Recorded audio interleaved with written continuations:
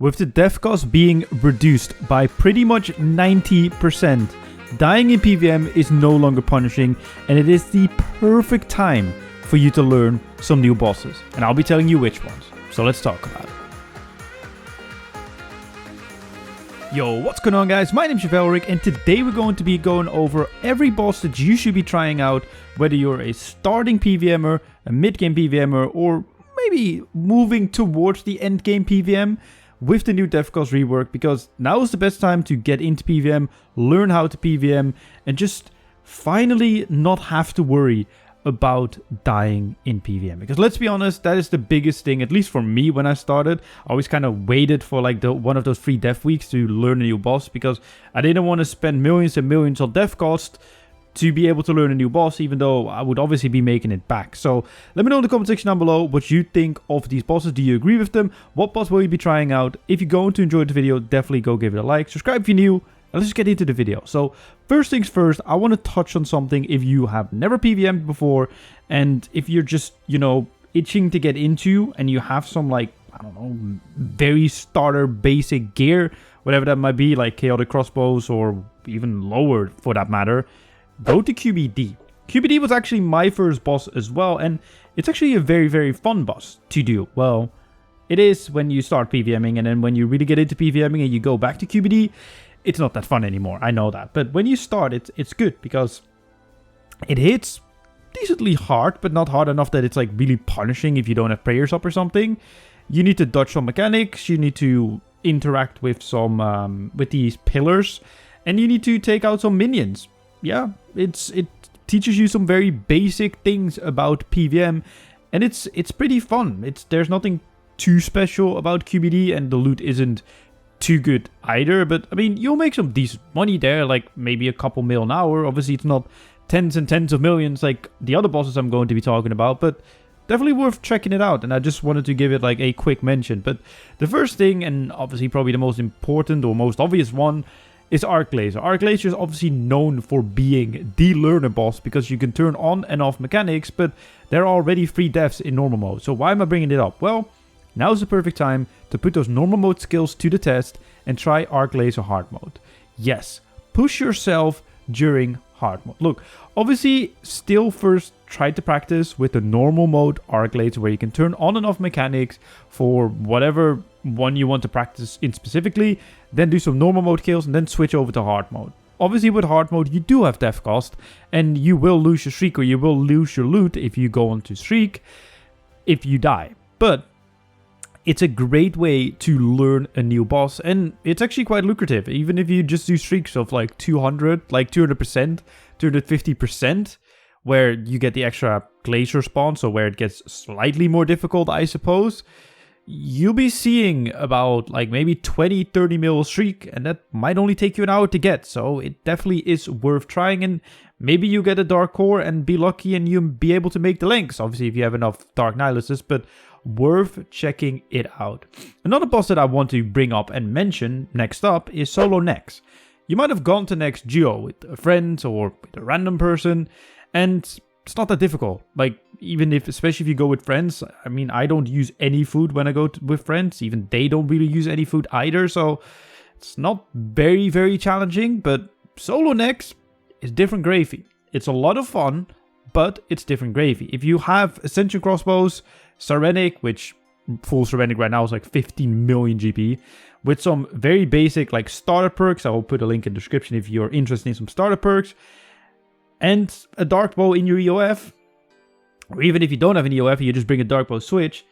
Nex is not that difficult. Like, really is not that difficult. Go check out Protox's guide, which I will also link in the description down below, and you will easily be able to go through it. Obviously, Bloodface is the most difficult for people because it's like a DPS check, but if you just throw Vulnerability Bomb, Snapshot, Rapid Fire, normal Ricochet or Greater Ricochet, and a dark bow, you should be more than fine through that phase, and then the rest is just surviving and learning the mechanics. And Nex solo is very, very lucrative, because it's only a 1 in, I think it's 1 in 18 or 1 in 25 drop or something for a unique, and Virtus is very expensive right now. Obviously, Torva has been expensive for the longest time. I mean, I recently had Torva blade legs and they were 105 mil, 110 mil or something. And the plate body goes for like 130. If you get that solo, that's some nice money. Next up are the Elite Dungeons. Elite Dungeons are fun in general. Honestly, I haven't done 1 and 2, which I will be doing, but mainly 3. Obviously, the Ambassador is on his own not that difficult of a boss. You can obviously go here with a friend, with 2 other friends, or you can go here solo. The dungeons are not too difficult, but they definitely will give you a challenge. But obviously, after each part of the dungeon, you can bank. So it isn't that difficult. You don't have to do it on one supply run, which, I mean, you could definitely try and do. However, I would recommend you doing Elite Dungeons 3. The first 2 bosses, the first one is not that really difficult with the Leviathan. The second one, Terracat, I mean, if you go solo there, it's a bit more challenging, but it's still not really difficult. And the Ambassador will give you a good challenge, but it's not really punishing when it comes to like one-hit mechanics or whatever. If you do what you do, and you do enough DPS, and you do interact with the mechanics accordingly, resonance where you need to, devote where you need to, pray, etc, you should be able to do it. And you can get some good loot by just clearing the dungeons, and maybe you get lucky on an Eldritch crossbow piece, which obviously would be lovely if you get one. They're currently going for around 500 million GP as of me recording this video at the end of December. I don't know when you will see this, so I don't know. Definitely worth going, and as I said, normal loot of the dungeon is pretty good as well. And the second to last one will be Zuck. The Zuck capes are so good, especially the mage one, because it makes Omni Power an actual usable ability, and it makes it so incredibly good. So definitely worth going for your Zuck capes. And the range one is good as well with Death Shot, and the melee one I'm not too familiar with, but I assume that it's decent as well, because, well, everyone uses it. I mean, it's the best stats, but still, everyone, like, I know that people go for it, so there must be a good use for it. I'm sorry that I do not know it, but they're all really good. I mean, if you obviously have a main style like magical range, first get those capes. You will have to get a kiln cape first, which is very boring and easy after you've done Zuck, but the waves of Zuck with Animate Dead and Magic Tank Armor is not that difficult. I did it with Crypt Bloom, I'm gonna be honest, but even if you do it with Get a Dormic, you might need some more food or Sea Singers with your tier 85 Wand and Orb, which I did for the waves. It's not too challenging to get through the waves, especially with Blood Barrage, and obviously, as I said, Animate Dead.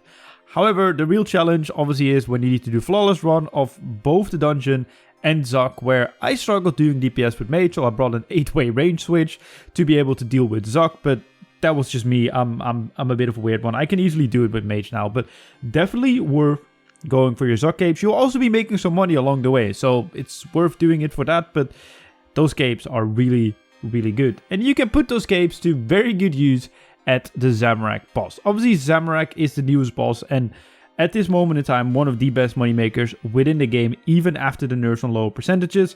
Obviously, if you can push above 100%, where you get an extra phase, which, I mean, for some people could be a challenge on its own, definitely will be one of my challenges that I will be taking on, trying to learn P7, which P1 to 6 is very easy, but P7 is where it gets difficult, but it only appears after 100%. But try and do some Xamarack kills. Just start at 0%, try and do them solo, duo with a friend, and just kind of, you know, go up and up until you don't feel comfortable anymore, and, you know, try and just camp it, because Xamarack is extremely lucrative for loot when it comes to rares, because the rares are not even that rare to be able to get. I believe it's a 1 in 40 chance if you're, you know, doing it below 100%, which it's not too bad. 1 in 45, I believe, is not a bad drop rate for any unique. And the kills are about 6 minutes, about 1 overload. So, you know, you can do about 10 an hour. So every 4 hours, you'll be seeing a drop, which is pretty decent. And that's your loot, by the way. So even if you go with a friend,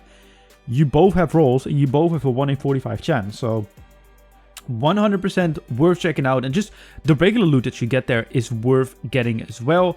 You might have to do the 25 dungeons if you haven't gotten a friend to skip the kills with, but after 25 dungeons you can skip straight away to Xamarack. But then again, if you do the dungeons, you will get some good loot. You can get slitters as well, which have all various upgrades across the game, but that also gives you a lot of money. Some of these slivers are worth like 100 mil or something, so Even doing the dungeon is worth doing, and hey, if you do the entire dungeon and then kill Xamarack, you actually have a higher chance of getting unique. Fun fact. But yeah, these are just some of the bosses that I would recommend you guys checking out after the dev cost rework and, you know, trying to sharpen up your PVM skills just a little bit. Always worth it, and I'm very curious what you guys think of my list. If you have any other recommendations, leave them in the comment section down below. Let me know which one of these bosses you'll be trying out. If you did enjoy this video and you found it useful, leave a like, subscribe if you're new. My name's Xamarack, and see you guys in my next video. Goodbye. And lastly, a huge shout out to Baphomet, the only channel member. If you want to be a part of this, join the channel members down below. Much love. Goodbye.